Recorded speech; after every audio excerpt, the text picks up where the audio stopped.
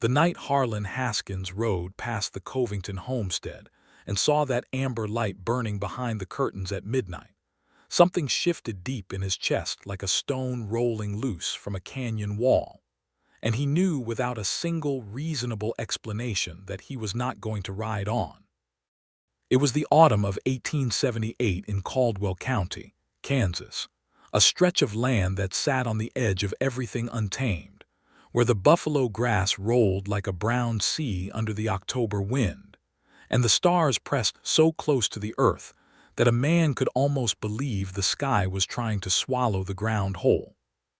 Caldwell had grown fast in the years following the cattle drives, and the town of Meridian had sprung up along the creek with a general store, a livery, a saloon, a church with a crooked steeple, and a smattering of homesteads that spread out into the surrounding plains like seeds flung by an impatient hand. Harlan Haskins was 28 years old that autumn, a lean and sun-darkened man with calloused hands and a quiet way about him that most people mistook for aloofness. He had come to Caldwell County 3 years prior, driving cattle up from Texas with an outfit he had ridden with since he was 19. When the trail boss had settled accounts and ridden back south with half the men, Harlan had looked out at the Kansas sky and decided he was done moving. He had used his savings to rent a small parcel of grazing land from an old rancher named Delbert Crane, and he had been slowly building a herd of his own, one animal at a time, living in a converted line shack on the edge of Crane's property, and spending his evenings mending fences or reading whatever newspaper happened to drift his way. He was not the kind of man who talked much about himself, but the people of Meridian had come to trust him in the way that plains folk trust a reliable fence post, not flashy, not loud, but solid and present and unlikely to fail when the weather turned mean. He helped when asked. He never cheated at cards, he never started trouble, and he always paid his debts. That was the kind of currency that mattered most on the frontier. Esther Covington had arrived in Meridian in the spring of that same year, 1878, and she had arrived alone, which was unusual enough to set every tongue in town wagging for a solid month. She was 24 years old, dark-haired and gray-eyed, with a posture that said she had been raised to stand straight, and a jaw that said she had learned on her own to hold firm. She had come from Lawrence, Kansas, following the death of her father, a Methodist minister who had died of a chest illness in February. Her mother had passed when Esther was 12, and she had no brothers or sisters, no aunts or uncles close enough to be called family in any practical sense. Her father had owned a small parcel of land outside Meridian, a claim he had taken up years earlier when he had briefly entertained notions of farming before the ministry had pulled him back east. He had left it to Esther in his will, along with a modest sum from his life insurance policy, enough to fix the house on the property and give herself a start if she chose to take it. Esther had looked at the walls of her father's empty house in Lawrence, at the shelves cleared of his books and the hooks bare of his coat, and she had packed her trunk and taken the train west because standing still in that emptiness had felt like a slow drowning. The homestead she inherited was a 2-room frame house set back a quarter-mile from the main road, with a kitchen garden that had gone wild with neglect and a small barn that needed a new roof. Esther had spent her first month in Meridian hiring a local man to repair what was most urgent, buying a milk cow and a pair of laying hens, and introducing herself to every neighbor within riding distance. She had also let it be quietly known that she was a schooled seamstress, her mother had taught her, and that she was willing to take mending and dressmaking work in exchange for payment. Harlan had seen her for the first time at the Meridian General Store in April, when he had come in for tobacco and flour, and had found her standing at the counter explaining to old Gus Parham, the store owner, exactly why the bolt of calico he was suggesting was inferior to the one she had spotted on the back shelf. She had been polite but completely immovable in her opinion, and Gus Parham, who had argued with cattle buyers and army quartermasters, and a traveling salesman who had once tried to convince him that a new kind of soap would save him 40% on his supply costs, had simply folded his hands on the counter and nodded. Harlan had watched the whole exchange from just inside the door, still holding his hat, and he had felt something that he had not felt in a very long time, which was the specific and undeniable pull of genuine interest in another person. He had not acted on it in April. He was not the type to act quickly. He had nodded to her when she turned to leave the store, and she had nodded back with those gray eyes measuring him in a glance that was not unkind, but was certainly not careless. And then she had walked out, and he had stood there for a moment before remembering that he had come in for tobacco and flour. In the months that followed, they had encountered each other with the natural frequency of people living in the same small community. At Sunday services in the church with the crooked steeple, where Harlan sat in the back row and Esther sat near the front. At the harvest social in September, where Esther had brought a blackberry pie that won the informal admiration of everyone who tasted it, and Harlan had stood near the fence with a cup of cider, and watched her move through conversations with a self-possession that he found quietly extraordinary. At the general store again, twice, where they had exchanged a few actual words about the weather and the state of the road after a week of rain. He had learned things about her piecemeal, the way you learn things about a person you are watching carefully without wanting to appear to be watching carefully. He knew she had come alone. He knew she had lost her father recently. He knew she took mending work. He knew she was sensible and capable, and that the women of Meridian respected her even if they found her somewhat difficult to categorize, which is what they said about women who did not seem to need rescuing. By October, he was aware that he thought about her more than was entirely comfortable, and he had not yet figured out what to do with that awareness, because Harlan Haskins was a man who took care with things that mattered to him. That was the situation on the night he rode past her house at midnight and saw the light. He had been out late checking on 3 heifers that had gotten through a gap in Crane's western fence, following their tracks by lantern light, until he found them in a brushy draw half a mile from the road. He had walked them back slowly, patched the gap with wire and his own frustration, and was riding home along the main road when he crested the slight rise that gave a view across the flats toward the Covington property. The light was burning in the front room. Midnight. A single woman living alone, and the county had not been entirely quiet lately. 3 weeks earlier, a pair of drifters had robbed the stage road 15 miles north, and the county sheriff, a decent but understaffed man named Beaumont Wade, had put out a general warning to homesteaders to keep their doors bolted and their rifles close.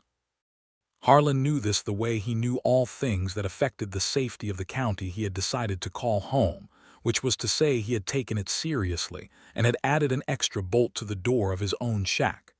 He pulled his horse, a big sorrel named Copperhead, to a slow stop on the road and looked at that burning light for a moment. The sensible thing was to ride on. It was midnight. She was likely just awake and reading, or perhaps her cow had needed attention. There were a dozen reasonable explanations for a light burning in a woman's window at midnight that had nothing to do with trouble. It was not his business. She had not asked for his concern. She would probably be annoyed if she knew a man had stopped on the road to stare at her window like some kind of anxious guardian who had not been invited to the position. He turned Copperhead off the road anyway, because the thing that sat in his chest would not let him do otherwise, and he rode at an easy pace toward the house, close enough to see that the light was in the front room, not the kitchen and not the back, and that the front door was shut but not. He noticed as he got closer, fully latched.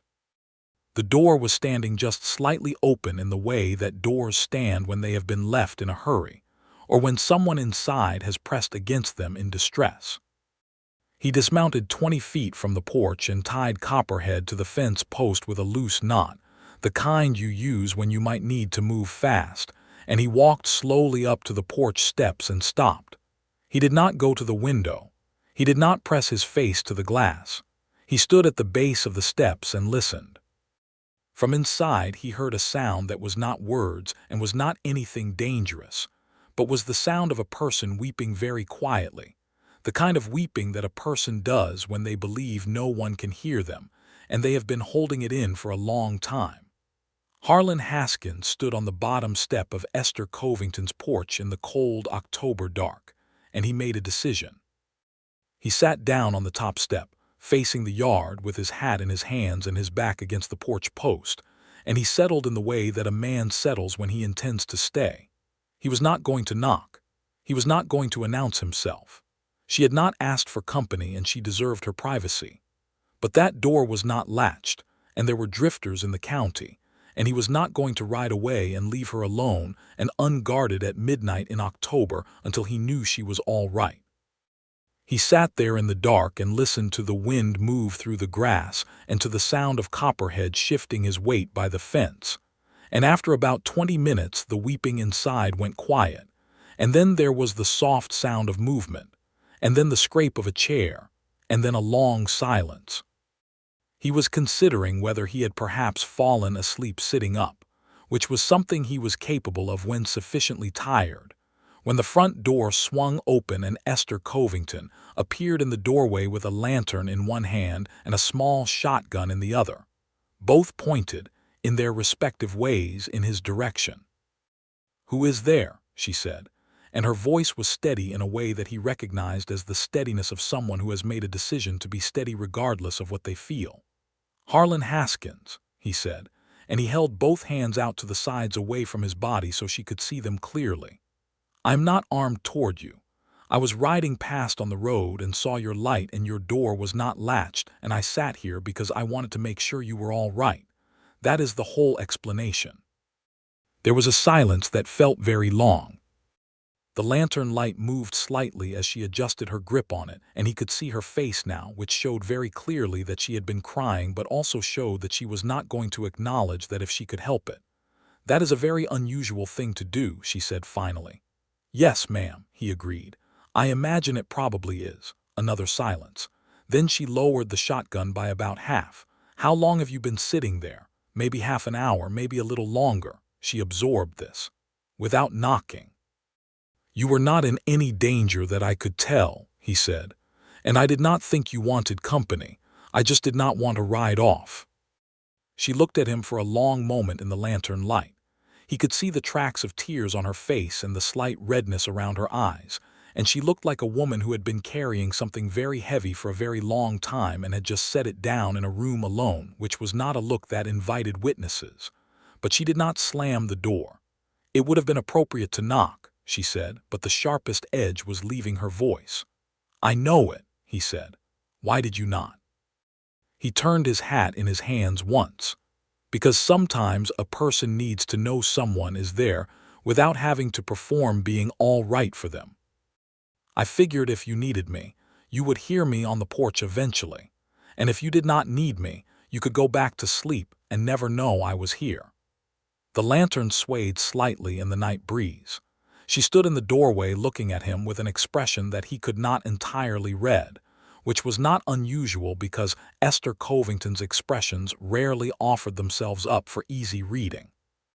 "That is either the most thoughtful thing anyone has said to me in quite some time," she said slowly, "or it is the strangest." "Possibly both," he offered. Something shifted in her face that was not quite a smile but was in the neighborhood. "Come up on the porch properly, Mr. Haskins. I will latch the door. You have had a cold ride and you look like you have been wrestling with fence wire." "I have, in fact," he said. He came up onto the porch and she stepped aside and latched the door and set the lantern on the small table by the porch railing. He leaned against the post and she sat in the single porch chair, the shotgun resting across her lap in a way that suggested she was not yet entirely certain she had put it away for good, and they sat together in the October night and neither of them spoke for a moment. "My father died in February," she said at last. She was not looking at him. She was looking out at the dark yard and the dark plains beyond it. "I have been managing very well. I want you to know that first. I am not a woman who falls apart." "I can see that," he said, But tonight is his birthday, she said. He would have been 63, and I could not seem to find the bottom of it. I kept expecting it to get lighter, and it did not get lighter. She paused. That is all it was. There is no danger. I am entirely fine. I am sorry about your father, Harlan said, and he said it the way he said things that he meant, plainly and without decoration. She turned her head and looked at him. Were your parents good people? My mother was, he said. My father I never knew. My mother passed when I was 17, fever. I have been making my own way since. She looked at him with those gray eyes that saw clearly. Then you know, she said. Some of it, he agreed. They sat together on the porch for another hour, talking in the way that people talk when the hour is late and the ordinary social performances have been rubbed away by tiredness and honesty.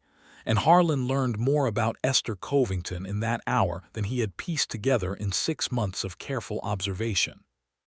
He learned that she had taught herself 3 additional skills after her mother's death, because she had made a private promise to never be helpless.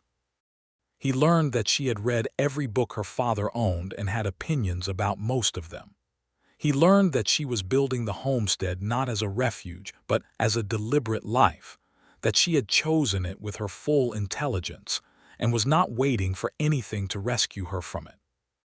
And she learned that Harlan Haskins was a man who had come from nothing and had built himself something through patience and steady work, that he had a quiet humor that emerged slowly like light under a door, and that when he spoke about the land around Meridian, there was a quality in his voice that was not quite reverence and not quite possession, but was something between them, a deep and rooted belonging. When the night had grown cold enough that both of them had run out of excuses to stay outside, he rose and took his hat and said he ought to get back and let her sleep, and she said yes, that seemed right, and he went down the porch steps and untied Copperhead and put his boot in the stirrup, and then he paused. Miss Covington, he said. Yes, she said from the porch.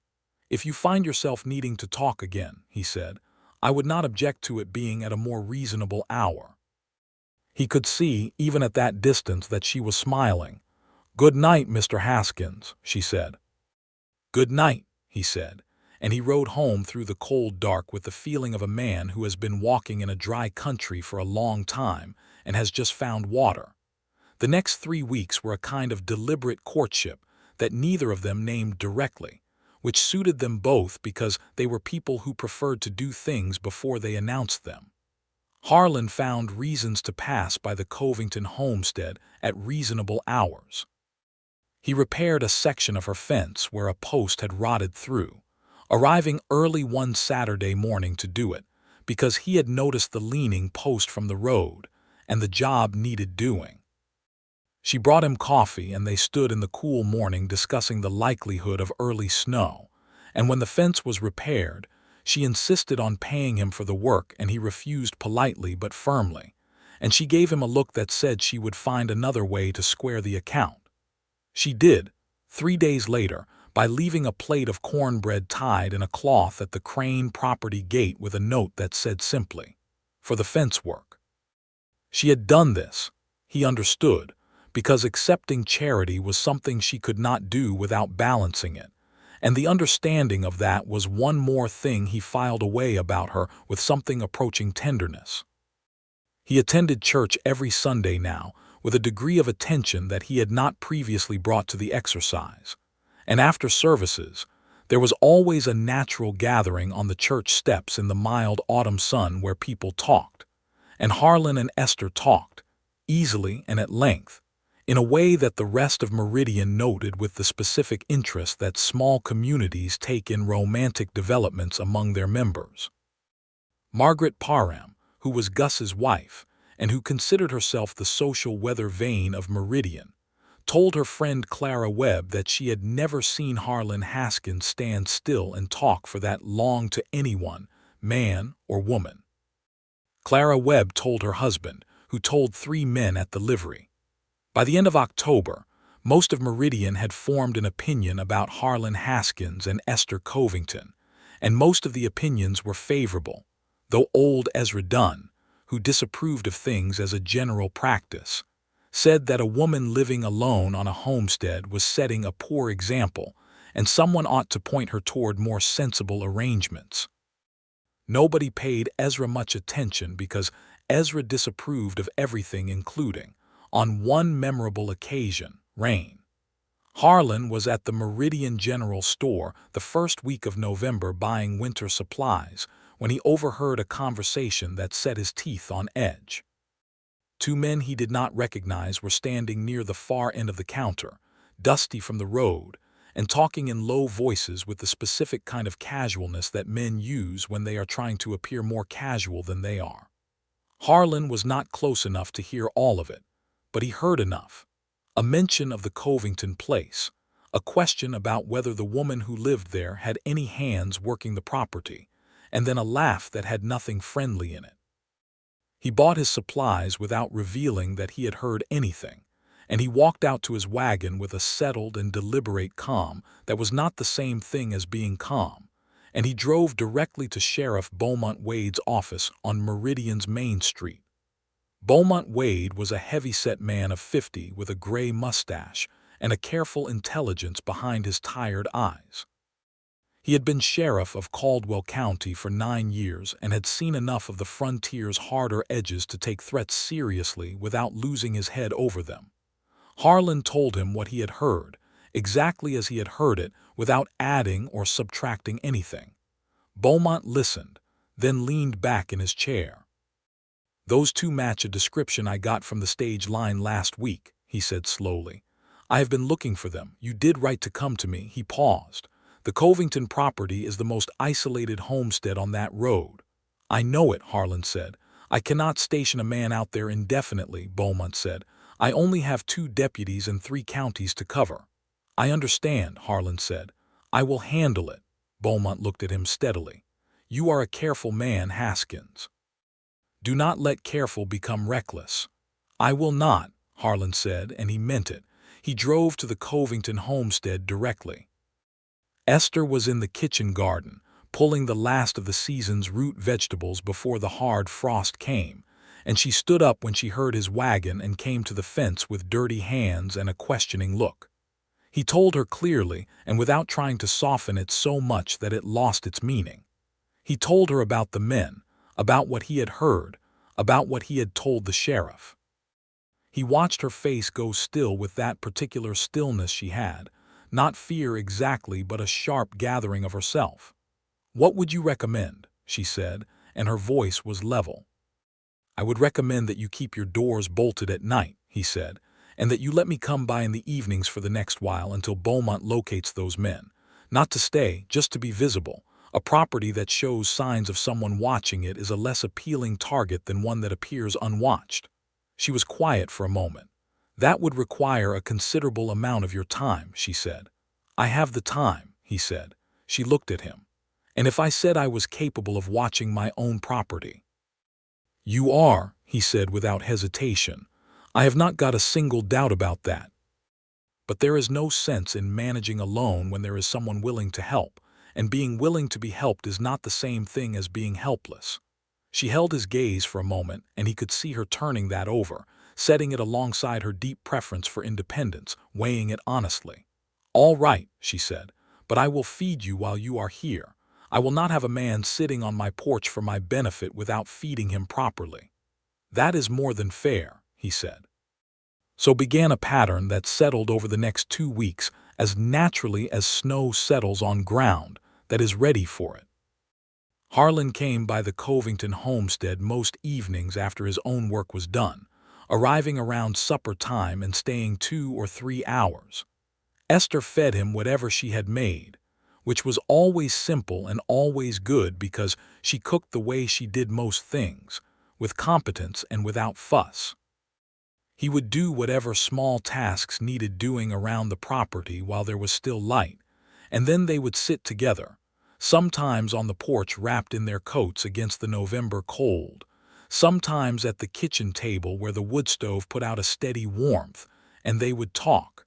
They talked about everything. About the nature of faith, which interested Esther in a philosophical way that her Methodist upbringing had not entirely anticipated. about the future of the cattle industry, and whether the spread of homesteaders meant the end of the long trail drives. About books, because Esther had brought a trunk full of her father's books and had opinions about all of them, and Harlan had read more than most people expected of him and had his own opinions, which did not always agree with hers and which she found, he could see, more interesting for that. He had never talked to another person like this.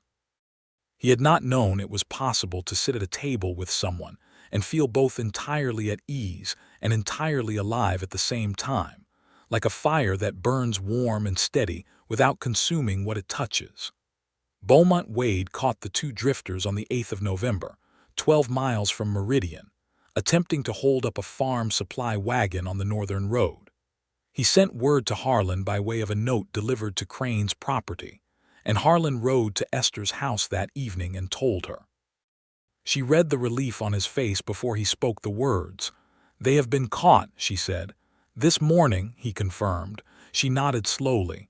"Well," she said, "then I suppose your evening visits no longer have a necessary reason." He looked at her across her kitchen table with the lamplight between them, and he said, "I could think of another reason if you were willing." The silence that followed was the kind that has weight and warmth in it. She looked at her hands, which were folded on the table, and then she looked at him. "I am not interested in anything that is not honest," she said. "I have seen women in this county take up with men who were pleasant company and then find themselves in a situation that had no room for who they actually were. I will not do that." "I would not ask you to," he said. "Honest is the only way I know how to do anything." She studied him for a long moment with those clear gray eyes that never hurried and never looked away. Then she said, "Then yes, Mr. Haskins, I think another reason would be acceptable." He smiled, which transformed his face in a way that she had been privately cataloging with great attention since the first time she had seen it. "Harlan," he said, "I think we are past Mr. Haskins." "Harlan," she repeated, and the way she said his name was quiet and careful, as though she was setting it in a place where she intended to keep it. The courtship of Harlan Haskins and Esther Covington, once it had been given its honest name, proceeded with the kind of seriousness and warmth that comes from two people who have both been through enough to know what matters and what does not. He began calling formally on Sunday afternoons, which was the recognized form in Meridian, and which satisfied the community's sense of propriety, while allowing Harlan and Esther themselves to privately find the formality a little amusing. He would arrive in his better shirt with his hair combed back and his hat in his hand, and she would be wearing whatever she had decided to wear, which was never anything showy because she did not own anything showy, but was always chosen with a particular care that he noticed without mentioning. They rode together when the weather permitted, going out into the open country on Sunday afternoons with Copperhead and Esther's own horse, a small durable buckskin mare she called Fern. The plains in November were austere and beautiful, the grass gone the color of wheat straw and the sky a deep clean blue that seemed to come from some other, colder world than the summer sky. Harlan showed her the country he had come to love, the creek draws where the cottonwoods still held their last yellow leaves, the ridgeline where you could see 30 miles in every direction on a clear day, the place near the south edge of Crane's property, where a family of red-tailed hawks had nested in an old post oak every spring for as long as Crane could remember. She showed him things she had noticed in her own 8 months of living on the property that he had never seen, because she looked at things closely and with patience. She showed him a seam of pale limestone in the creek bank, where a tiny spring seeped out at a constant temperature that kept it from freezing even in the coldest weeks. She showed him where a family of prairie dogs had their colony in the southeast corner of her land, and she had come to know their habits so well that she could predict which sentinel would sound the alarm first. He fell in love with her the way water finds its level, not in a single rushing moment, but through the steady and inevitable process of finding the place where it was always meant to be. He was aware of it clearly by the end of November, sitting at her kitchen table after supper watching her mend a shirt by lamplight, her dark hair coming slightly loose from its pins and her eyes focused on her work with the total absorption she brought to everything. And he thought, this is what I want. Not the excitement of newness or the flattery of being wanted, but this, specifically this particular woman in this particular room doing this particular ordinary thing, and the knowledge that it was not going anywhere. He had not yet told her. He was working up to it in the way he worked up to most things, carefully and from the right direction, making sure the ground was solid before he put his weight on it. December came with a hard freeze that locked the creek and turned the mud of the Meridian streets to iron. The cattle work slowed to a winter maintenance rhythm, which gave Harlan more time than usual, and he spent some of it helping Esther winterize the homestead more thoroughly, banking extra insulation against the foundation of the house, and ensuring the barn was properly sealed against the wind. She accepted his help now with a grace that had come from accepting it honestly, not from pretending she did not need it, but from genuinely understanding that needing help sometimes was different from being incapable. In exchange, she did things for him that he had not asked for and would not have thought to ask for, things like mending all his winter shirts and leaving them folded at the gate, or sending along a jar of preserves when she had made a new batch, or, once, writing out in her clear hand a passage from one of her father's books that she thought he would want to read and delivering it when she rode into town. It was this last thing, the handwritten passage, that pushed him over the edge. He had been standing in Crane's barn reading it in the light from the open door, a passage from Thoreau that talked about the deliberate life and the importance of meeting only the essential facts of existence, and he had thought, she read this and she thought of me, and she wrote it out with her own hand and wrote it over because she wanted me to have it. He saddled Copperhead and rode to her house the same afternoon. She was on the porch in her coat, doing something with a length of rope that she was weaving into a new harness for Fern, and she looked up when she heard him coming, and she set the rope down. He came up the porch steps and stopped in front of her, and he said, I want to tell you something, and I want to say it plainly, which is the only way I know. She looked up at him with those steady gray eyes and said, all right. I am in love with you, he said. I have been for some time. I'm not asking you for anything this moment. I just wanted you to know it because you deserve to know where you stand with me, and where you stand is that you are the person I think about every day and the person I want to spend the rest of my days next to if you would ever consider it. The rope lay forgotten in her lap. She looked at him for a long moment and then she said, Harlan. Yes, he said. Sit down, she said. He sat in the other chair, which he thought of as his chair now without having been told it was his, and she looked out at the frozen yard for a moment and then looked back at him. I came to Meridian because I had to go somewhere, she said slowly. Because standing still in what I had lost was not something I could manage. I did not come here looking for anything. I was not in any state to look for things. She paused. And then someone sat on my porch in the middle of the night without being asked, just to make sure I was safe. And when I found him there, he did not make me feel foolish for crying, and he did not pretend the crying had not happened, and I thought, that is an unusual kind of person. Harlan was very still. I have been thinking about you every day for a considerable while, she said. I have been trying to be careful about it because I have seen what happens when women on the frontier commit themselves too quickly and then find themselves without options if things do not hold. She looked at him directly. But you are not a man who does things without meaning them. I have watched you long enough to know that. I mean everything I said, he said. I know you do, she said, and I love you too. I do not say that lightly, and I do not say it without understanding what it means. The winter air was very cold and very still around them, and the sky above the frozen plains was a pale gray that seemed to hold light rather than give it, and Harlan Haskins reached across the space between the two chairs and took Esther Covington's hand in his and held it carefully, as though it were something he had been trusted with. I want to ask you to marry me, he said, but I do not want to rush you into it. Take the time you need." She looked at their joined hands. "How much land do you have?" she said, and the practicality of the question was so characteristically her that he felt a surge of something that was almost laughter and entirely love. 30 acres of my own, rented grazing on Crane's 300, he said.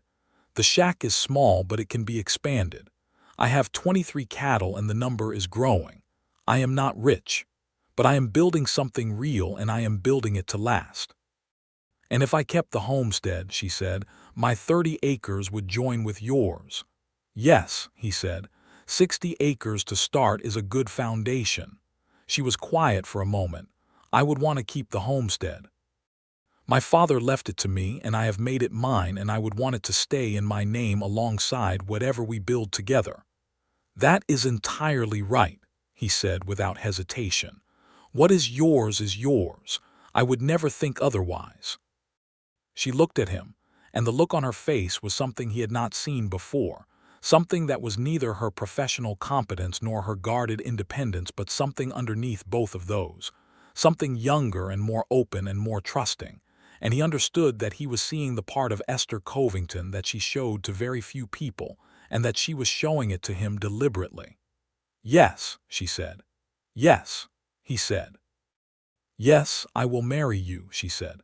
"Do not look so surprised. You asked me a question and I answered it." He laughed, actually laughed, which startled a pair of sparrows out of the eaves above them and scattered them into the cold air. And she laughed too, which was a sound he had been cataloging since the first time he had heard it and which, he thought, he could happily spend the next 50 years listening to. They were married on the 14th of February, 1879, in the Meridian Church with the crooked steeple, on a day that produced, with an apparent sense of occasion, the mildest winter weather the county had seen in a decade.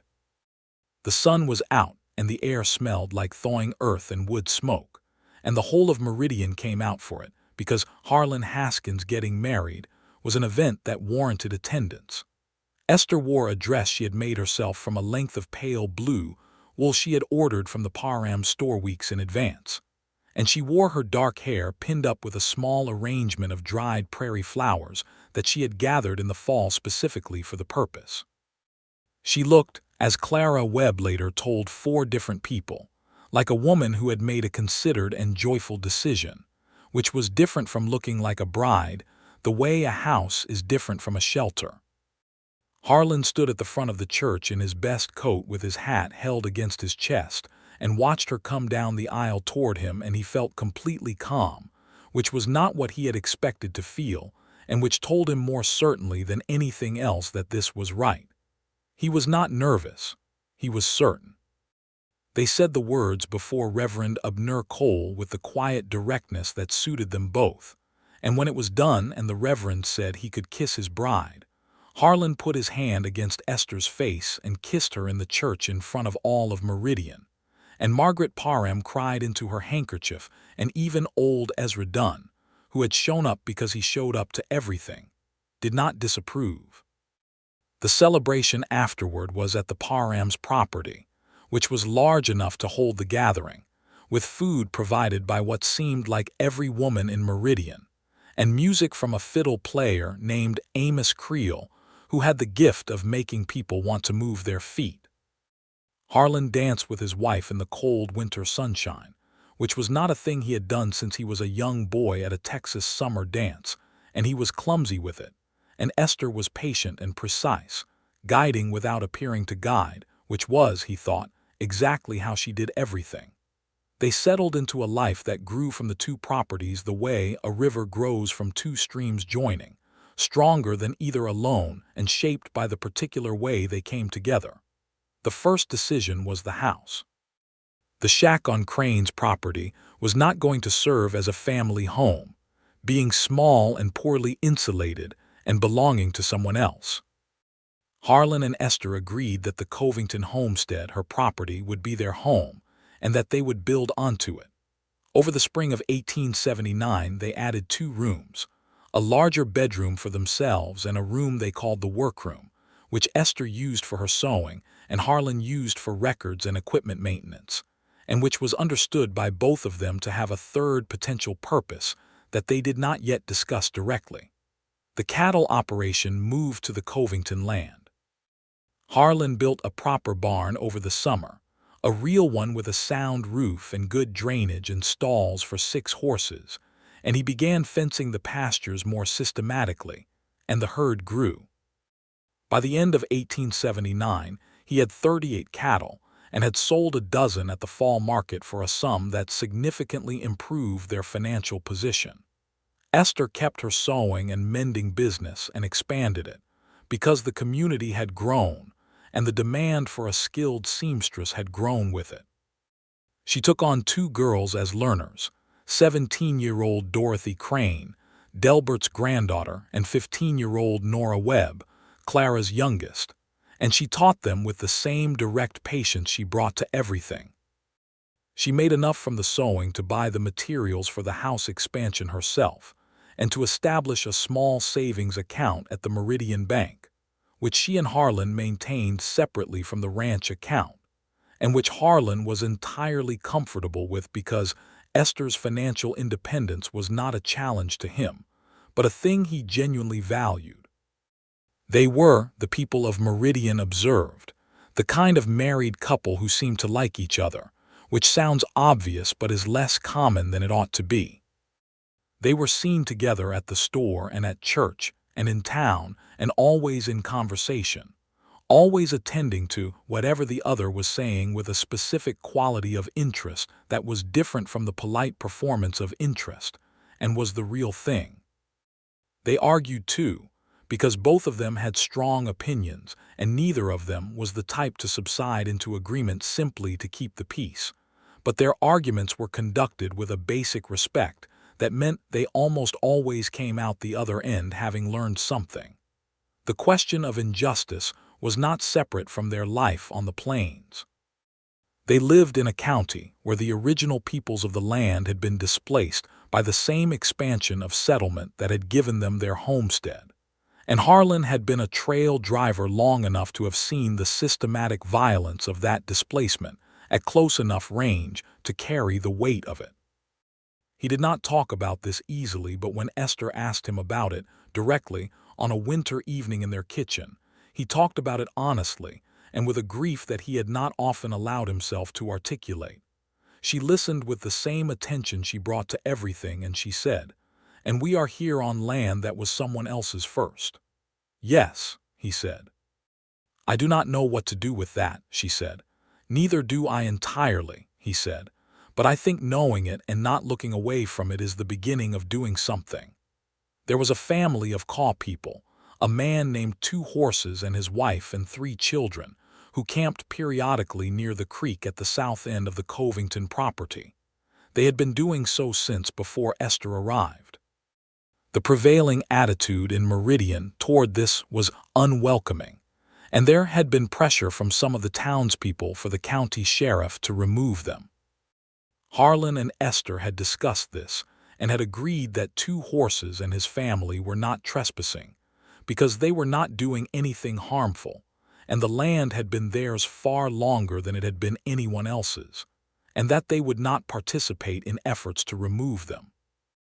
When Beaumont Wade had ridden out to check the situation at the urging of Ezra Dunn and 2 other petitioners, Harlan had spoken to him plainly, and Beaumont, who was a fair man at heart, had concluded that there was no justification for action and had gone back to town with that answer. It was not enough, and they knew it was not enough. The political and legal structures of 1879 Kansas were not positioned to do justice to the people whose land had been taken, and Harlan and Esther were 2 people on a small homestead without the power to change those structures. But they could do what they could do, and what they could do was extend practical good faith, share what they had when there was surplus, and refuse to participate in the community's more casually cruel impulses.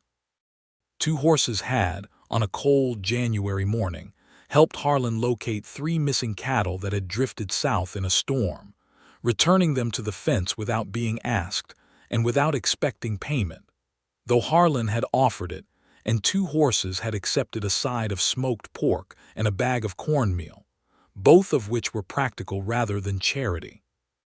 After that, there was a kind of understood neighborliness between them that asked nothing dramatic and offered what was available, which was the only form of decency possible in circumstances that were larger and older and more painful than any individual transaction. In the spring of 1880, Esther told Harlan she was expecting their first child. She told him in the kitchen on a March morning, the same kitchen where he had first talked to her honestly, where the wood stove had become as familiar as weather, and she told him in the straightforward way she told him things, without performance, watching his face. His face did a thing that he was not entirely in control of, which was that it went absolutely still for a moment, and then opened in a way that she had never quite seen before, a joy that was too large for any practiced expression to contain, and she understood from this exactly how much it meant to him, and she reached across the table and took his hand. "Are you well?" he said, when he had his voice back. "I am entirely well," she said. "I will need to find a good midwife, and I need to be sensible about the work I take on in the last months, but I am strong and healthy, and I intend to do this properly." "Whatever you need," he said. "I know," she said, and the simplicity of her certainty was the most intimate thing she had ever said to him.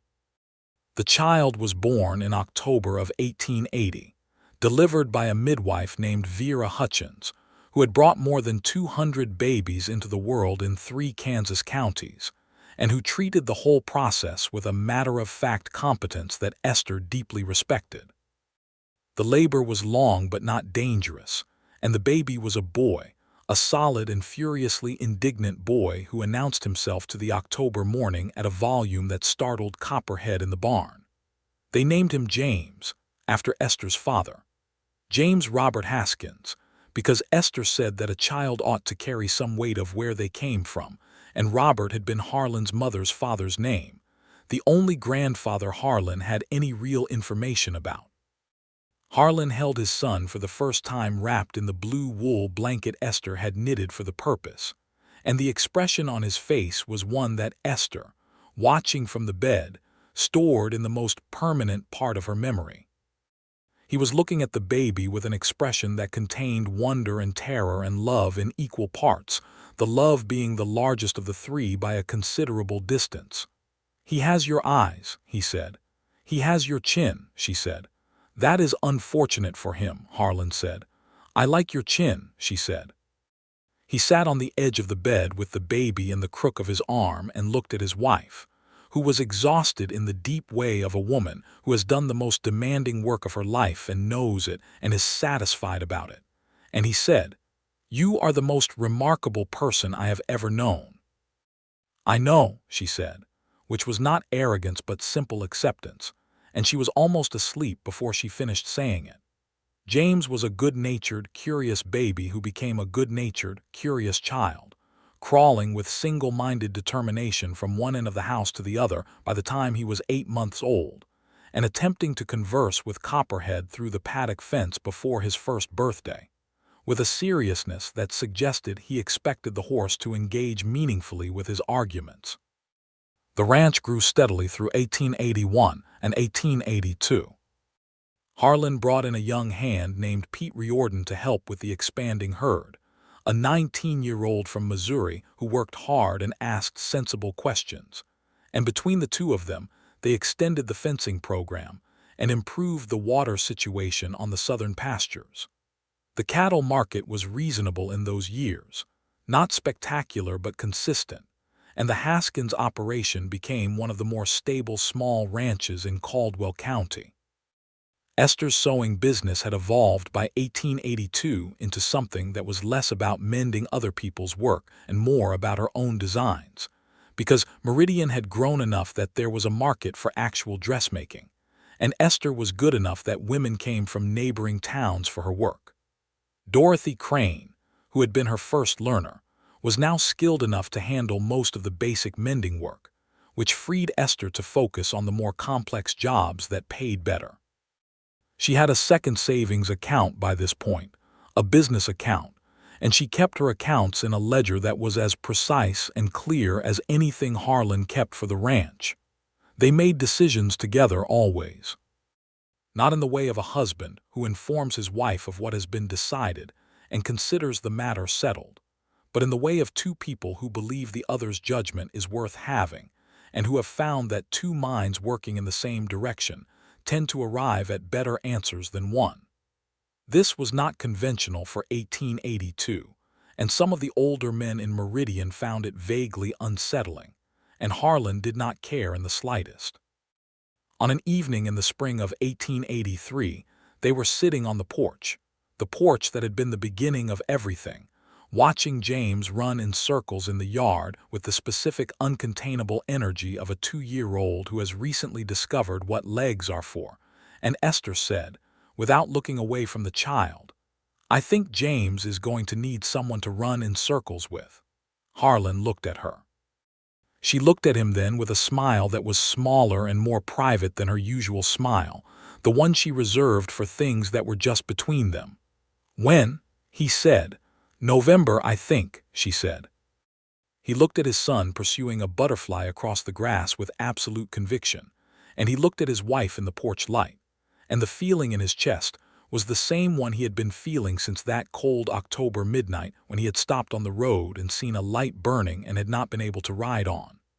The second child was born in November of 1883, a girl this time, smaller than James had been, and with Harlan's dark eyes and Esther's determined mouth. They named her Clara Mee Haskins, Clara for the friend who had been kind to Esther in her early weeks in Meridian, and Mee for no particular reason, except that it sounded right against Clara.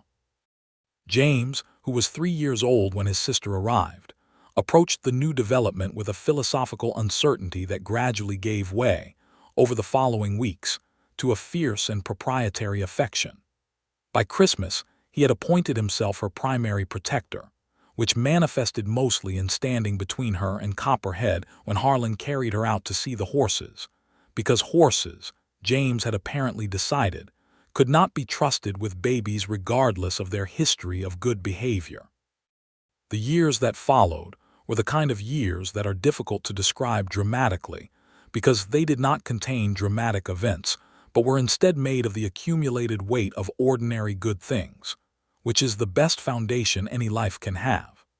They had a bad winter in 1884 that tested the ranch, a stretch of cold from December through March that was the worst in a decade, killing 3 cattle and straining the hay supply to its limits.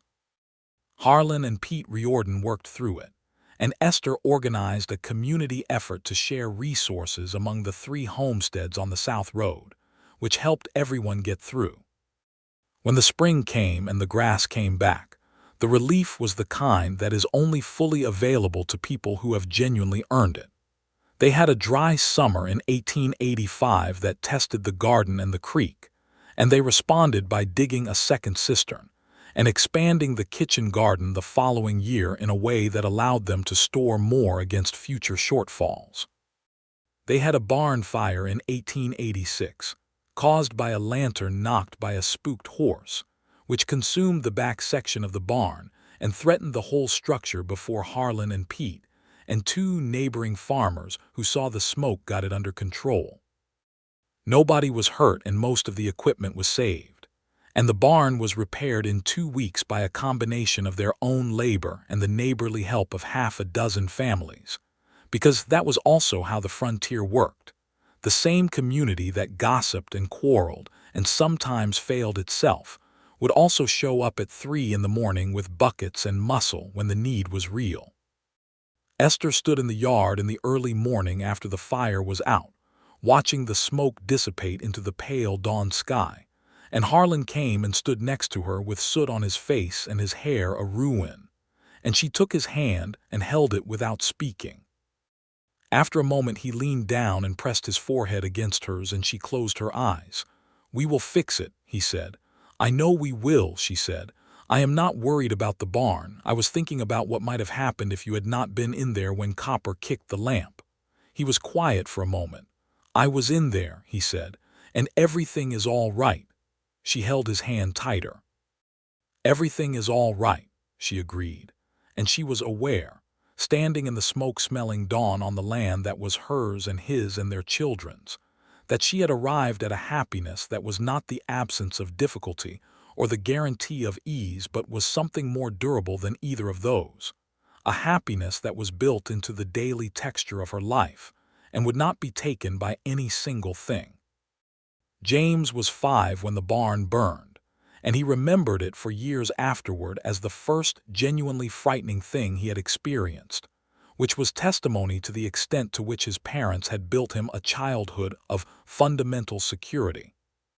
He had stood in the yard in his nightshirt watching the men fight the fire, and Esther had been with him, her arm around his shoulders, explaining what was happening and why it would be all right with the steady calm she brought to things that required courage.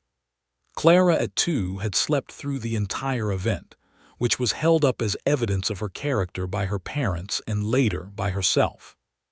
Pete Riordan, who had been with the ranch 6 years by 1887, was a fixture of their life in the way that good people who stay and work honestly with you become fixtures, part of the texture of everything. He was 25 by then, a lean and sun-weathered young man who had grown into a capable and self-possessed person, and when he told Harlan in the spring of 1887 that he wanted to talk to him about his own future, Harlan sat down with him and listened. Pete wanted to start his own small operation, not in competition with the Haskins ranch, but alongside it. He had saved enough for a start and had identified a parcel of land adjacent to the south fence. Harlan had helped him draw up the plan and had given him both a good word with the land agent and the honest assessment that he was ready. Watching Pete Riordan ride away with his own start in front of him brought Harlan a specific kind of satisfaction that was different from personal achievement, the satisfaction of having been useful to someone else's becoming. He mentioned this to Esther that evening and she said, without looking up from the sock she was darning, "That is because you are the kind of man who believes other people's success is not a subtraction from your own." He looked at her across the table in the lamplight. "You know me pretty well," he said. "I have been paying attention for 9 years," she said. "What else do you know?" He said, and there was something in his voice that was both a question and not entirely a question. She set down the sock and looked at him steadily. "I know that you think I do not notice when you check that all the doors are latched before you come to bed, but I do notice. I know that when James has a bad night you go in and sit with him in the dark without turning on the lamp because you do not want to wake him all the way, you just want him to not be alone. I know that you have been carrying something about the land question, the displacement, the injustice of how this county was settled, and that it weighs on you because you are honest and it is a dishonest situation, and you do not know how to fully live with it even though you try to do right with what you can control." He was very still. "I know that you never expected any of this," she said. "That you came to Kansas planning to build something small and stable, and you could not have predicted that you would feel the way you feel about your children or about me, and that the feeling of it still surprises you sometimes, even now." He looked at her for a long moment in the warm lamplight of their kitchen in the house she had built and he had expanded, and that their children had filled with sound, on the land that had started with her father's claim and had grown with their combined work, and he said, "I surprise myself sometimes, because I did not know it was possible to have this much." She reached across the table and took his hand the way she had been taking his hand in important moments since the night he had asked her to marry him, and she said, "I know that too." Their third child arrived in the fall of 1888, another boy, and this time they named him after Harlan's mother, adapting the name, Henry Haskins, which was close enough in sound to honor what he wanted to honor. Henry was a different kind of baby than either James or Clara had been, quieter and more observant, content to lie in his crib watching the patterns of light on the ceiling with an attention that seemed too focused for an infant, and that suggested he was going to be a thinker. James was 7 and Clara was 4 when Henry arrived, and the household became the kind of loud and busy and joyful place that a house becomes when it contains 3 children of different ages who are all fully committed to their own development. Esther managed it with the same organizational intelligence she brought to everything, and Harlan came home from the ranch work each evening to a house that was never quiet and never still and was always the place he most wanted to be. By 1890, Meridian had grown considerably. The railroad had come through the county, which changed the cattle business and brought new settlers, and the town had added a bank, a doctor's office, a proper school building, and 2 competing dry goods stores. The frontier quality of the place was softening at the edges into something that was still Western but was becoming a settled community rather than an outpost, and people had opinions about whether this was a good thing. Harlan had opinions too. He was 40 years old in 1890, which in the Kansas plains of that decade was a man in his prime, still lean and hard-working, but with an earned authority that came from being the kind of person who had built something real over time. He was on the county land commission and on the board of the new school, and when people came to him for advice about cattle or land or any of the practical matters of frontier life, he gave it honestly and without condescension. Esther was 36, and she had taken on something larger in 1890. The operation of a proper dress shop in Meridian, in a space she rented from the new building on the main street, where she employed Dorothy Crane, now married and going by Dorothy Fulton, and 2 other young women. The shop was successful immediately because Esther was good and people knew it, and within its first year it was doing enough business that Esther had to turn away work she did not have the capacity to take. She remained the same person she had always been, which is to say she was completely without the kind of self-important social performance that success sometimes induces, and she continued to deal directly and honestly with everyone who came through her door, from the ranch wives who needed a practical everyday dress to the banker's wife who wanted something fashionable. The fact that she treated them identically was noted and appreciated by the ranch wives, and noticed without much enthusiasm by the banker's wife. But the banker's wife kept coming back because Esther's work was simply the best available. James Haskins entered the New Meridian School in 1887, having been taught to read at home by his mother since he was 4, and arrived at his first class knowing considerably more than the curriculum expected, which created a challenge for his teacher and an amusing diplomatic situation for Esther, who had to explain to James with great care that knowing more than the other children was not a reason to demonstrate that fact at every available opportunity. By 1890, James was 9 and already managing small responsibilities on the ranch under Harlan's guidance, learning the cattle work with a natural aptitude and a seriousness that made Harlan quietly proud in the way that parents are proud of children who are becoming themselves well. Clara at 6 was a force of nature who had inherited Esther's competence and Harlan's stubbornness in an exceptionally concentrated form, and who was working through the Meridian School at the top of her class with an aggressive thoroughness that her teacher described, diplomatically, as very focused. Esther recognized in her daughter the same inner engine she had always felt in herself, the determination to be capable and free and not dependent on anyone's charity, and she encouraged it in every form it took. Henriette, too, was still the watchful, quiet child he had been as an infant, but had added to his observations a tendency to make startlingly precise remarks about the things he observed, in the way of children who spend more time listening than talking, and then, when they do talk, show that they have understood everything.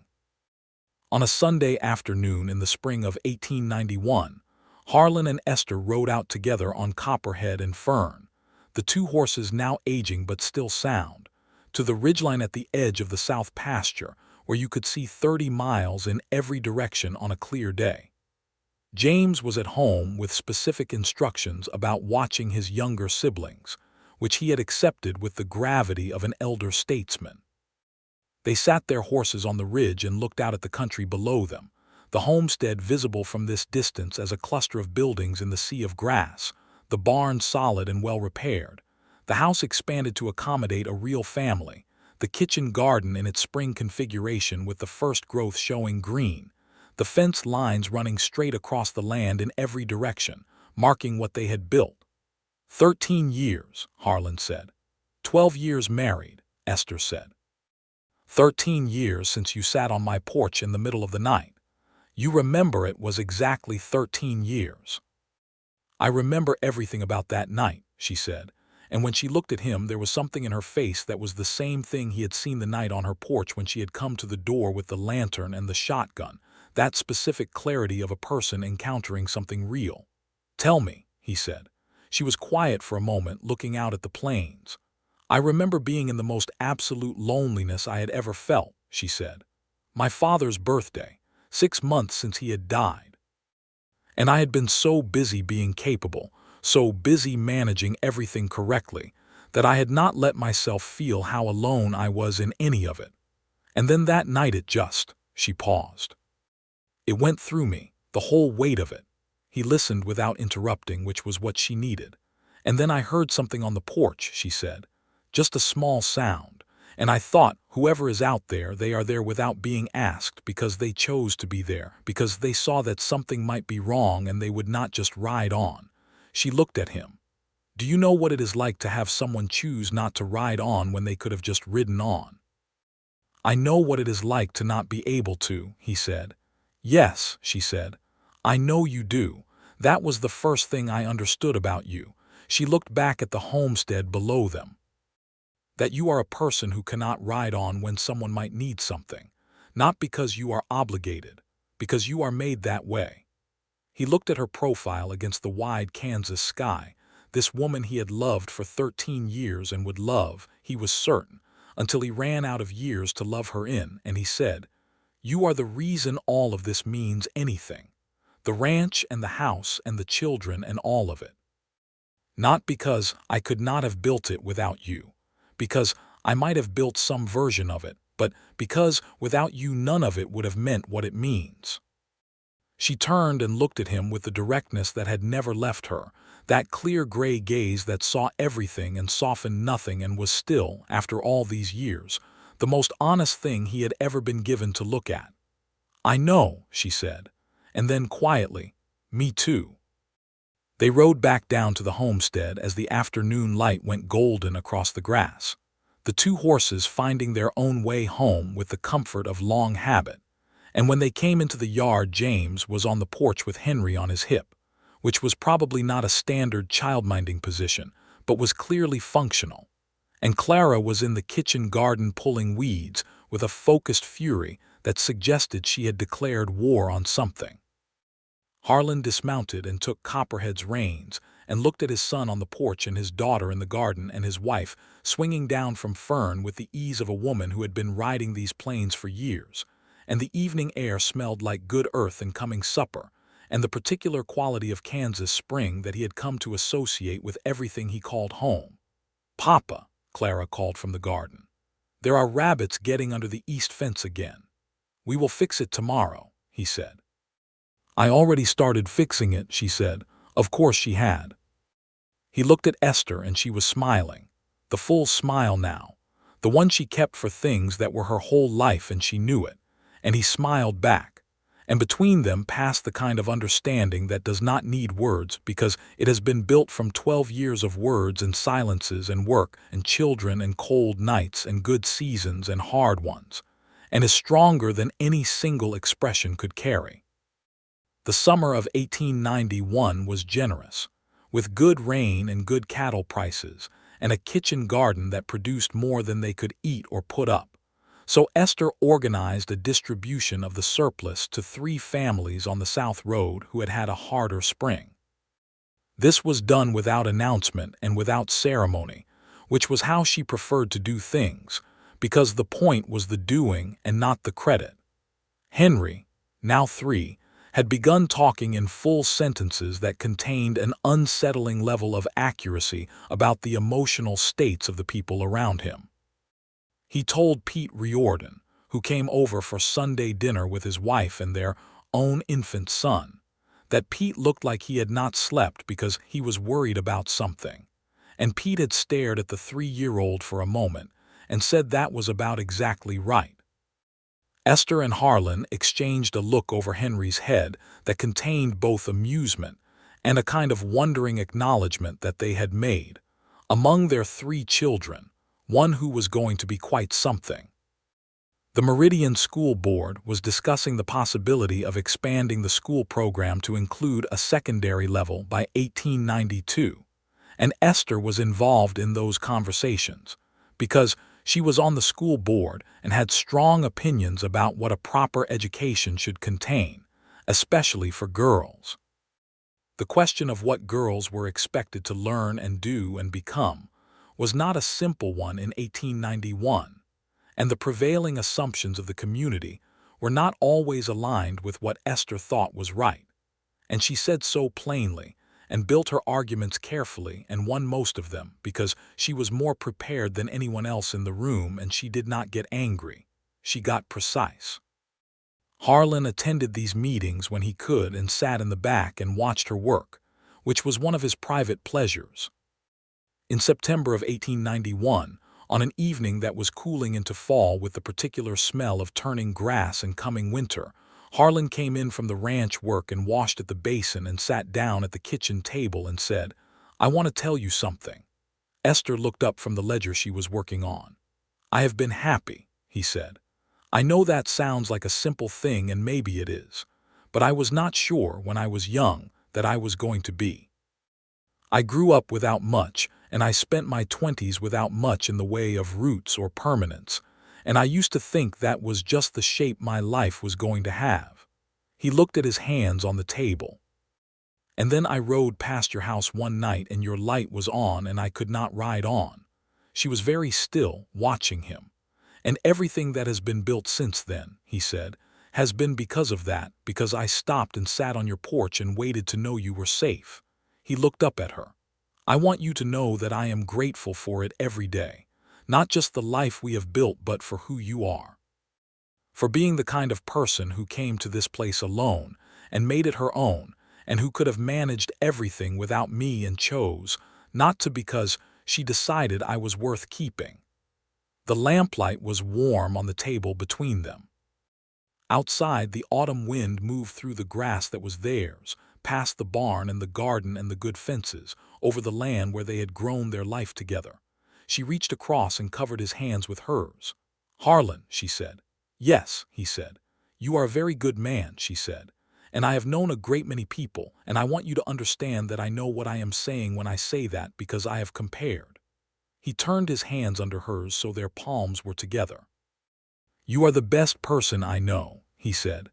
"We are doing all right," she said, which was her highest form of satisfaction applied to the largest possible subject. He laughed and she laughed, and from down the hall they heard James tell Clara to stop talking because he was trying to sleep, and Clara tell James that she had not been talking, she had been thinking out loud, and Henry's voice, small and certain, "You were both talking." James and Clara fell into a truce of mutual exasperation. Henry went back to sleep. The years continued to move in the way of years that are full, with presence and activity and the regular texture of living, which is composed mostly of ordinary days and is richer for it. James Haskins grew into a young man who had his mother's intelligence and his father's steadiness, and who decided by the time he was 15 that he wanted to study law eventually, which was a thing that could be done by a young man with ambition and ability in the Kansas of the 1890s, and which Harlan and Esther supported without qualification. The ranch would not be his future exclusively, and that was right, because a child is not an extension of a parent's choices, but a person making their own. Clara grew into a young woman who intended to run her own business, and who began learning everything she could from her mother's dress shop as soon as she was old enough to be useful in it, which by her own assessment was age 10, and by her mother's more measured assessment was age 14. She was quick and skilled and had Esther's eye and a talent for the kind of design that made plain fabric into something people remembered, and by 16, She was producing work that Esther could have sold at full price without anyone knowing it was not her own, and Esther told her so, which was the highest compliment she could offer. Henry grew into a boy, and then a young man who read everything he could find and observed everything else with an attentiveness that made people around him occasionally uncomfortable and often grateful, and who by his early teens was helping Harlan with the ranch accounts in ways that revealed a mathematical mind that had come from neither of his parents, and was possibly a gift from some earlier ancestor who had sat in a counting house somewhere and done sums for the pleasure of it. The ranch grew. By 1895, the Haskins cattle operation was one of the established mid-size ranches of Caldwell County, not the biggest and not the most famous, but consistent and well-managed, and known for producing good stock at fair prices, which was the reputation Harlan had always wanted and had earned the only way reputations are really earned, by deserving them. Esther's dress shop had expanded to fill a larger space on Meridian's Main Street by 1895, with 4 women employed and a customer base that extended to several nearby towns. She had become a person of substance, and standing in Meridian not in spite of having started alone with a homestead and a sewing needle, but because of it, because the substance was self-made, and everyone who looked at it could see the work it had taken. On the anniversary of their wedding, the 14th of February, 1896, 17 years after they had said their vows in the church with the crooked steeple, Harlan took Esther to supper at the new hotel restaurant in Meridian, which was the fanciest establishment the town now offered, and which had a dining room with actual tablecloths and a menu in printed type. The children were at home under James's supervision, which at 16 was entirely reliable.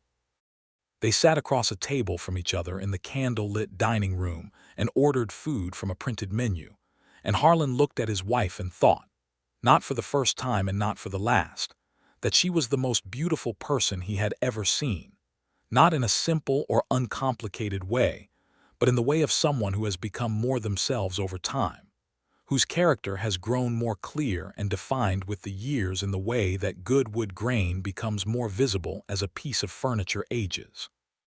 "What are you thinking?" she said, watching him watch her. "I am the luckiest man in Caldwell County," he said. "You are the most stubborn man in Caldwell County," she said, "but the luck is also accurate."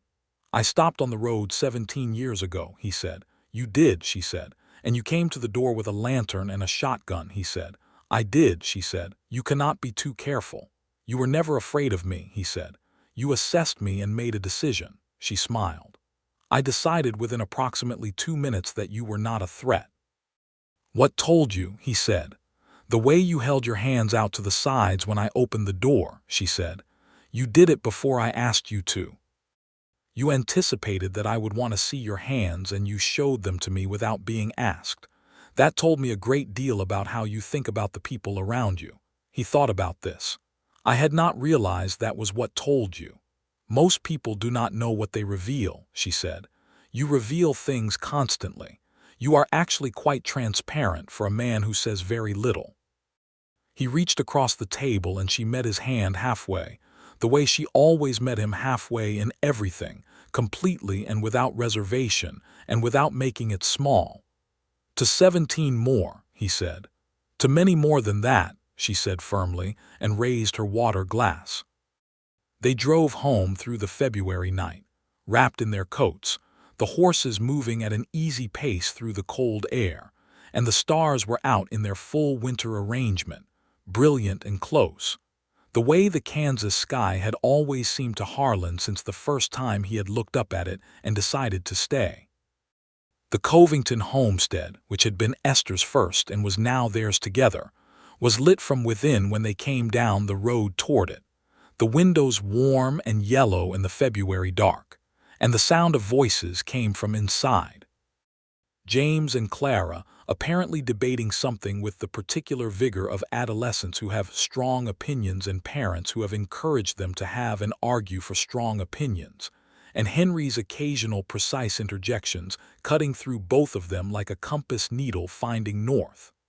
Harlan stopped the wagon and looked at the house for a moment.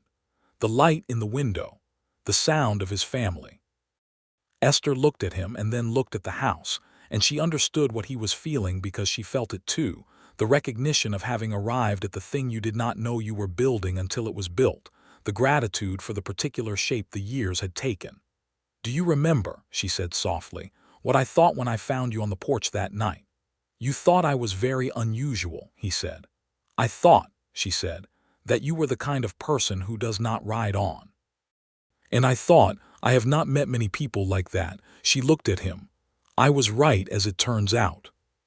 He took the reins in one hand and with the other found her hand in the dark and held it. And then he clicked to the horses, and they moved the rest of the way down the road and into the yard. And the light was on in every window of the house, and the children were loud inside it, and the barn was solid and the fences were sound, and the land stretched out around them in every direction under the winter stars. And it was all of it, every last thing of it, exactly what they had made it. He helped her down from the wagon, and she went up the porch steps and pushed open the door, and the warmth and noise of the house came out into the winter night to meet them. "Mama," Clara called from somewhere inside, "James said something completely wrong about land rights and I need a witness." "I said something nuanced." James's voice came back with considerable dignity. "Henry," Esther called. "He was wrong," Henry said from the kitchen. His voice was 10 years old and absolutely final.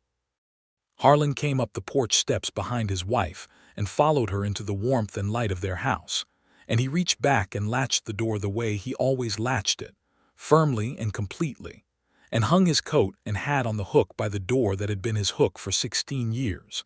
And the house closed around him like the thing it was, which was home, which was theirs, which was the life he had stopped for on a dark October road when he had seen a light burning and had not been able to ride on. Later, after the children were in bed and the house had settled into its nighttime quiet, Harlan sat for a while at the kitchen table with a cup of coffee growing cold in front of him, and Esther came and sat across from him, her hair down for the night, wearing the heavy dressing robe she had made herself 3 winters ago. She looked at him with those gray eyes that had been looking at him honestly for nearly 2 decades now. "Are you content?" she asked. "Completely," he said. "Good," she said. She reached across and pushed the cold coffee to the side and took his hands in both of hers and held them on the table in the lamplight of their kitchen. "So am I." The fire in the wood stove ticked and settled. Outside, the February wind moved across the Kansas plains in the old and patient way of things that have been there much longer than any human life, and will be there long after, moving across the grass and the frozen creek and the good land that 2 people had claimed and built and loved, under the stars that had been watching since before there were names for anything. Harlan Haskins had stopped on a dark road 13 years before their wedding night and seen a light burning in a window and had chosen not to ride on. And from that one decision made in the cold and the dark without being asked or obligated or even entirely certain why, everything had followed. The conversation on the porch, the honest courtship, the marriage in the crooked steepled church. The house expanded room by room, the children loud and clear and themselves. The land worked and improved and loved. The partnership of 2 people who had chosen each other fully and kept choosing each other in every season and circumstance the years had offered. He held his wife's hands on the table in the lamplight and she held his, and neither of them needed to say anything because everything that needed saying had been said, most of it, and the rest of it lived in the daily fabric of their life together, in the latched doors and the shared decisions, and the laughter and the arguments and the riding side by side across the ridge where you could see 30 miles in every direction, in James's serious voice and Clara's relentless precision and Henry's uncanny clarity, in the cornbread left at the gate and the handwritten passage from a book, and the patient stillness of a man sitting on a porch in the October dark, waiting to know someone was safe, without making her perform being all right. He had not known that night what he was beginning. He had known only that he could not ride on. It was, he thought now, looking at his wife across their kitchen table, the best thing he had ever done with his whole life. She looked back at him with her clear gray eyes and her quiet smile, and she agreed.